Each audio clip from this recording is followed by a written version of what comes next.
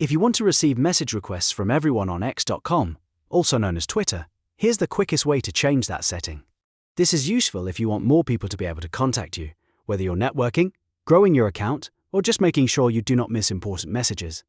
If this tutorial helps, make sure to hit the like button and subscribe for more simple social media guides. First, open X.com and log into your account.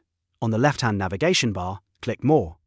This will open up additional menu options for your account settings. From there, click Settings and Privacy. Once you're inside the Settings menu, click Privacy and Safety. This section controls a lot of your visibility and messaging preferences, so this is where you'll make the change. Next, click Chat. This is the area where your message request controls are located. Now look for the section labeled Allow Message Requests From. Here, you'll see the available options for who can send you message requests.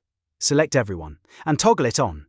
This will allow message requests from all users on X.com, not just people you follow or people with a mutual connection. Once that setting is enabled, your message request inbox will be open to everyone, making it easier for new people to reach out to you.